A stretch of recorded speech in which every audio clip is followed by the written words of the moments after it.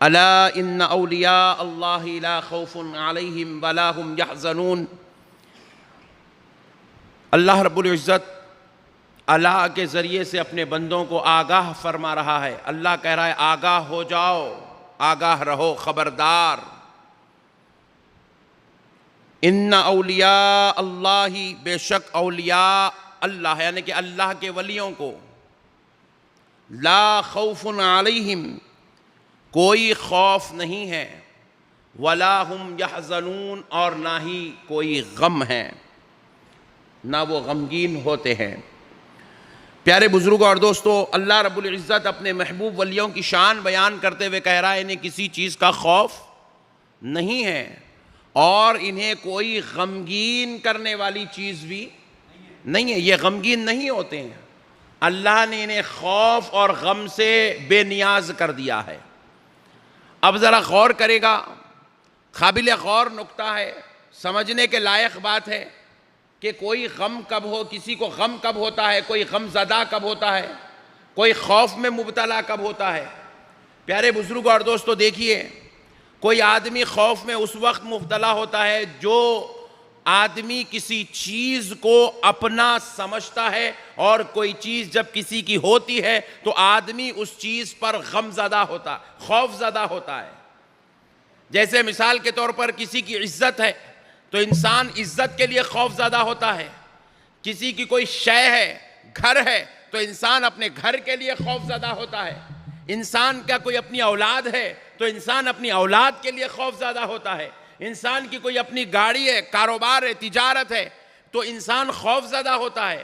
اب بارش چل رہی ہے تو اگر کسی کی کھیتی باڑی ہے تو انسان اپنی کھیتی باڑی کے لیے خوف زدہ ہوتا ہے، کہیں بارش میرے کھیت کو برباد نہ کر دے۔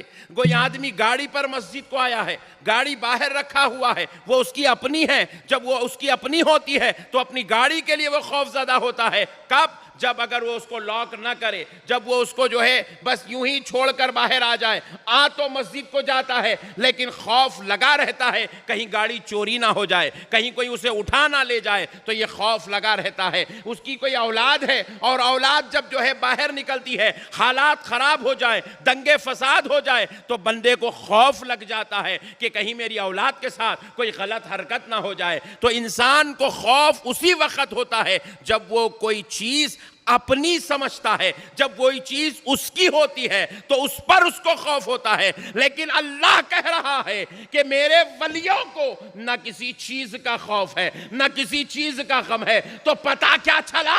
یہ اولیاء اللہ دنیا کی ہر چیز کو اپنی نہیں سمجھتے ہیں، بلکہ ہر چیز اللہ کی طرف منسوب کر دیتے ہیں۔ کہتے ہیں یہ اولاد بھی ہے، اللہ کی امانت ہے، یہ گھر بھی ہے، اللہ کی امانت ہے، یہ کھیت ہے، اللہ کی امانت ہے، یہ کاروبار ہے، اللہ کی امانت ہے۔ اور اگر اس کے ساتھ کچھ خراب ہو جائے تو انہیں خوف نہیں ہوتا، ان کا ایمان اتنا مضبوط، اتنا پختہ ہوتا ہے، وہ یہ سوچتے ہیں دینے والے نے دیا تھا تو لینے والے نے واپس لے لیا ہے، دینے والا بھی اللہ ہے، لینے والا بھی اللہ ہے۔ ان کا یہ ایمان ہوتا ہے، وہ اللہ پر اتنا کامل یقین رکھتے ہیں کہ انہیں یہ یقین کامل، ایمان کامل ہوتا ہے کہ کوئی انسان کسی انسان کو تکلیف نہیں پہنچا سکتا، اور جو کچھ بھی ہوتا ہے وہ اللہ کی طرف سے ہوتا ہے۔ کس کی طرف سے ہوتا ہے؟ اللہ کی طرف سے ہوتا ہے۔ آپ ذرا غور کیجئے گا، میں ایک چھوٹی سی روایت آپ کو سناتا ہوں، بات پوری مکمل طور پہ سمجھ میں آ جائے گی۔ آپ کی ہماری عزت ہے اور ہمیں خوف لگا رہتا ہے کہ کہیں کوئی بے عزتی نہ کر دے، اور اگر ہمیں پتہ چل جائے کہ فلاں شادی میں آپ کے تعلق سے آپ کے بھائی نے یا آپ کے سالے صاحب نے آپ کے بارے میں یوں کہا تو ہم اس سے لڑ پڑیں گے کہ تو میری بے عزتی کیوں کیا بھائی؟ کیونکہ ہم یہ سمجھتے ہیں بے عزتی انسان کرتا ہے، یہ ہمارا اپنا خیال ہے۔ لیکن اولیاء اللہ کا یہ معاملہ نہیں ہے، اولیاء اللہ کی یہ کیفیت نہیں ہے۔ محمود غزنوی رحمت اللہ تعالی علیہ اللہ کے ایک محبوب برگزیدہ بندے ہیں، ولیوں میں سے ہیں، بادشاہ وقت تھے حضرت محمود غزنوی رحمت اللہ علیہ، اور آپ کے ایک خاص غلام تھے، ان کا نام تھا ایاز۔ کیا نام تھا؟ ایاز نام تھا، ذرا زور سے بول دیں، ایاز نام تھا۔ محمود غزنوی رحمت اللہ علیہ ایاز سے اتنی محبت کرتے تھے کہ ایک وقت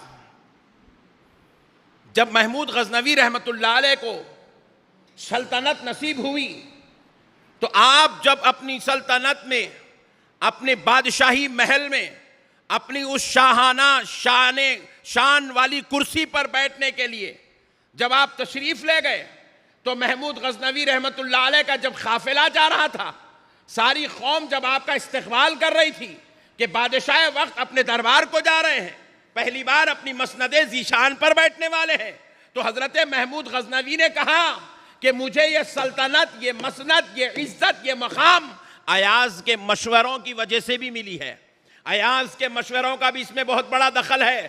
جو ایاز میرا غلام ہے، میرے ہاتھی کے پیچھے ایاز کا ہاتھی ہوگا، اور ایاز کو بھی اسی شان کے ساتھ میرے دربار میں لایا جائے گا جس شان سے مجھ کو لے جایا جا رہا ہے۔ اب بادشاہ کا ہاتھی سامنے ہے، ایاز کا ہاتھی پیچھے ہے۔ ایاز بڑی شان کے ساتھ ہے، بڑی عزتوں کے ساتھ دربار میں پہنچ رہے ہیں، اور شاہانہ استقبال کے ساتھ ایاز کو دربار میں بٹھایا گیا، بڑی عزت والی کرسی لگائی گئی، محبتوں سے نوازا گیا، سرفرازیاں عطا کی گئی۔ ذرا غور کرنے والی بات ہے، جب یہ سارا معاملہ ہوا تو پھر ایک وقت ایسا آتا ہے، ایک دن ایسا آتا ہے، حالات کے چلتے چلتے کچھ ایسے ماحول بھی بنتا ہے کہ ایک دن بادشاہ بڑے جلال میں آتے ہیں اور ایاز کے لیے حکم صادر کرتے ہیں کہ ایاز کو ایک خچر پر بٹھایا جائے، ایک گدھے پر بٹھایا جائے، ایاز کے گلے میں چپلوں کا ہار ڈالا جائے، ایاز کے گلے پر کالک ٹوپی جائے۔ حالات کچھ ایسے بنے تھے،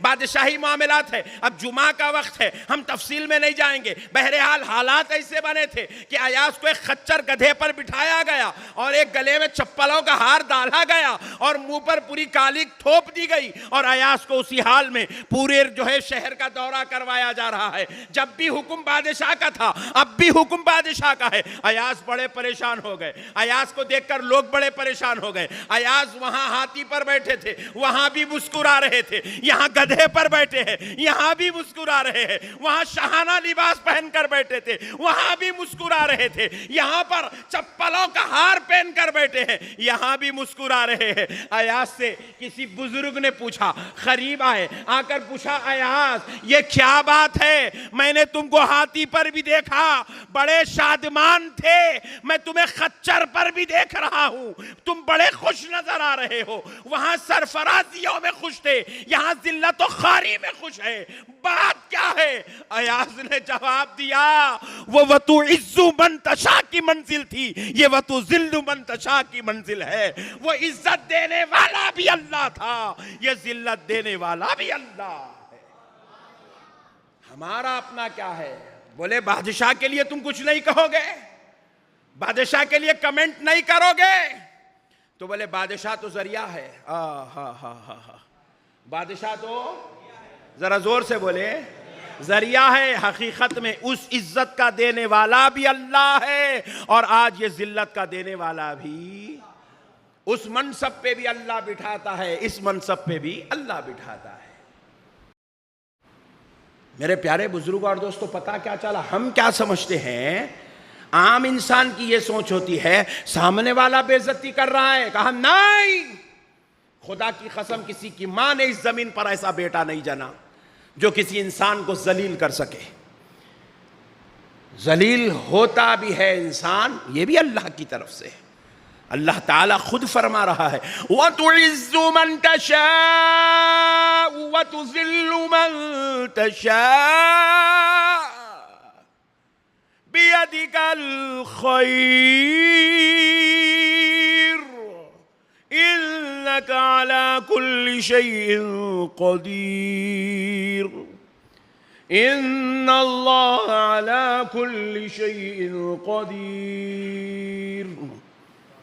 سب اللہ کے ہاتھ ہے بھائی، سارا معاملہ اللہ کا ہے۔ تو اللہ والے کبھی اپنی چیز کو اپنا، زور سے بولے، نہیں سمجھتے۔ اللہ والے ہر چیز کو اللہ کے حوالے کر دیتے ہیں، ہر چیز کو اللہ کے حوالے. عزت ملی تو کہے اللہ کی دی ہوئی ہے. یہ نہیں کہتے میرے کسی اچھے عمل کی وجہ سے مجھے یہ عزت مل رہی ہے, میرے ذہن کی وجہ سے مجھے عزت مل رہی ہے, مجھے علم کی وجہ سے عزت مل رہی ہے, مجھے دولت کی وجہ سے عزت مل رہی ہے, میری اولاد کی وجہ سے عزت مل رہی ہے. نہیں نہیں نہیں, اولیاء اللہ کی یہ سوچ نہیں ہوتی. اولیاء اللہ علم کو, دولت کو, خاندان کو, اپنے جو ہے ذہنی صلاحیت کو, اپنی قابلیت کو اپنی عزت کا سبب نہیں سمجھتے. سمجھتے ہیں یہ ساری چیزوں کا دینے والا بھی اللہ ہے, پھر ان کو وسیلہ بنا کر عزت دینے والا بھی اللہ ہے. ہر چیز کا مالک اللہ ہے. وہ مکمل طور پہ فنا ہو جاتے ہیں اللہ کی ذات میں. دور دور سے بھی ان کو جو ہے کوئی خوف نظر نہیں آتا. اس کی وجہ یہی ہے وہ ہر چیز کو اللہ کی طرف منسوب کرتے ہیں. پھر اب دوسری بات دیکھ لیجئے, انسان غمزدہ کب ہوتا ہے؟ جب اس کی عزت چلی جائے تو غمزدہ ہوتا ہے. پہلے تو جانے کا خوف تھا اور جب چلے گئے تو غمزدہ ہو گیا. بات سمجھ رہے ہیں آپ؟ گاڑی جانے کا خوف ہے, مسجد میں بیٹھا ہے, لاک نہیں ڈال کے آیا, خوف میں ہے. ابھی وہ چیز گمی نہیں, چوری نہیں ہوئی, اس لیے خوف ہے. لیکن جب جمعہ پڑھ کے باہر نکلا, پتا چلا کہ اس کی گاڑی چوری ہو گئی, تو اب خوف غم میں بدل گیا. بات سمجھ رہے ہیں؟ اب بارش ہو رہی ہے, ہر کسان کو خوف لگا ہوا ہے کہ یہ بارش کی وجہ سے کہیں میری کھیتی باڑی اجڑ نہ جائے. لیکن جب وہ بارش ختم ہونے کے بعد اپنے کھیت کو پہنچا, دیکھا کہ کھیت اجڑ گئے, برباد ہو گئے, تو اب اس بیچارے کو غم ستانے لگتا ہے, غم میں مبتلا ہو جاتا ہے. جب تک چیز کے جانے کا اندیشہ ہو تو خوف ہوتا ہے, اور جب چیز چلی جائے غم شروع ہو جاتا ہے. تو حضرت سیدنا امام اعظم ابو حنیفہ, سبحان اللہ, سرکار امام اعظم ابو حنیفہ رحمۃ اللہ علیہ کے پاس ایک شخص آیا, آپ کا شاگرد تھا. آ کر کہنے لگا, حضور یہ جو آپ کا پڑوسی ہے یہ بڑا شریر ہے, یہ بڑا بدبخت انسان ہے. حضور یہ جب ہم آپ کے پاس آتے ہیں یہ لوگوں کو پکڑ پکڑ کر آپ کے خلاف بولتا رہتا ہے. عزت جانے کا خوف نہیں ہے, عزت جا رہی ہے. لوگوں کے سامنے یہ آپ کو برا کہتا ہے, آپ کے بارے میں غلط بیانی کرتا ہے. ہم آپ کو جانتے, آپ کی صحبت میں ہم رہتے ہیں, ہم کو معلوم ہے آپ کتنے پاک باز, آپ کتنے با اخلاق با کردار شخصیت ہے. لیکن حضور یہ شخص آپ کے خلاف بڑا برا بولتا رہتا ہے, لوگوں کے سامنے غلط بیانی کرتا ہے, جھوٹی تہمتیں لگاتا ہے, الزام لگاتا ہے, آپ کی غیبت کرتا ہے, برائی بیان کرتا ہے, آپ کے پیٹ پیچھے آپ کی ساری عزت کا جنازہ نکال دیتا ہے. سرکار امام اعظم ابو حنیفہ جلال میں نہیں آئے. ہم ہوتے تو جلال میں آتے تھے, ہم ہوتے تو زورو. اگر آپ کو معلوم ہو جائے آپ کا پڑوسی آپ کے خلاف بول رہا بولتا, آپ پلاننگ شروع کر دیتے, اس کی واٹ کیسے لگانا. نہیں بھائی, ہم تو واٹ لگانے کی شروع کر دیتے. اگر ہمارے کو پتا چل جائے ہمارے سالے صاحب ہمارے خلاف بولتے ہیں تو ہم پہلا آرڈر, پہلا قانون, پہلا بل گھر میں پاس کر دیتے ہیں. آج کے بعد کوئی بچہ ماموں کی صورت نہیں دیکھیں گا, بیگم خبردار تم بھائی کی صورت نہیں دیکھیں گے. اللہ اکبر. سرکار امام اعظم ابو حنیفہ کو پتا چلا پڑوسی آپ کا دشمن, آپ کا باغی, تہمتیں اور الزام لگاتا ہے, آپ کے متعلق غلط بیانی کرتا ہے, لوگوں کے سامنے آپ کا گندا پروپوگنڈا کرتا ہے. تو امام اعظم نے کیا کیا؟ اندر آواز دی, خادمہ کو کہا ذرا کھجوروں کا تھالا ہو تو لے آؤ. خادمہ اندر سے ایک تھالا بھر کے کھجور لے آئی. تو امام اعظم ابو حنیفہ نے کیا کیا؟ جو شخص آ کر سنا رہا تھا کہ یہ آپ کے خلاف بول رہا ہے, وہ تھالا اپنے ہاتھ سے اٹھائے, اس کے سر پہ رکھ دیے. اور بعض لکھتے ہیں کہ سر پہ رکھے نہیں بلکہ خود اپنے سر پہ رکھ لیے. کہا چلو مجھے اس کے گھر لے چلو جو میرے خلاف بولتا ہے، اللہ اکبر کبیرہ۔ جہاں غم زدہ ہونا تھا، اب آپ تھالوں کا، کھجور کا تھالا سر پہ اٹھائے اب اس کے گھر کو جا رہے ہیں۔ جو آپ کے دشمن ہیں، جو آپ کا باغی ہے، جو آپ کا غیبت بیان کرنے والا ہے، اب آپ اس کے گھر تشریف لے جا رہے ہیں۔ اب اس کے گھر گئے، دستک دی، وہ دروازہ کھولا تو کہا میں آپ کا بہت بہت شکر گزار ہوں، مجھے معلوم پڑا ہے کہ آپ میری مخالفت کرتے ہیں، مجھ سے دشمنی کرتے ہیں، میرے بارے میں غیبت کرتے ہیں، میرے پیٹھ پیچھے میری برائیاں بیان کرتے ہیں، مجھ پر تہمت و الزام لگاتے ہیں، لہٰذا یہ لیجئے میں آپ کو کھجور کا تھالا تحفتاً پیش کرتا ہوں اور آپ کا شکر گزار ہوں۔ وہ دشمن بڑا پریشان ہوا، وہ باغی بڑا پریشان ہوا، پوچھا اے امام تو میرا گلا پکڑنا چاہیے تھا، مجھے دو چار پنچ مارنا چاہیے تھا، میرے خلاف میں تو تقریر کرنا چاہیے تھا، مجھ پر تو ایک کتاب لکھنا چاہیے تھا، مجھ پر ایک فتویٰ جاری کرنا چاہیے تھا، تم تو کھجوروں کا تھالا دے رہے ہو، بات کیا ہے؟ امام اعظم نے کہا سن یہ اس لیے ہو رہا ہے کیونکہ میں جانتا ہوں تو میری غیبت کر کے اپنی ساری نیکیاں تو میرے نام اعمال میں منتقل کر رہا ہے۔ جو مجھے نذرانہ دے میں اس سے خوش ہوتا ہوں، اور جو مجھے نیکیاں دے میں اس کو گالی کیسے دوں گا؟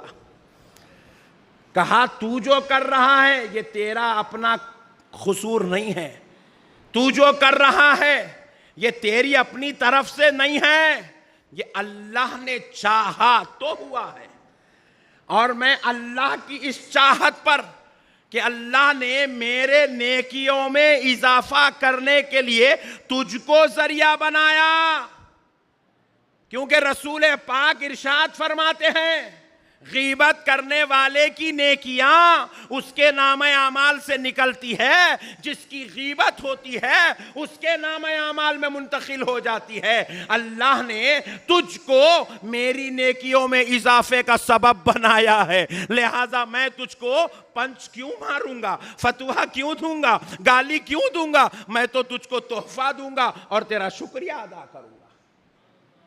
پتہ کیا چلا؟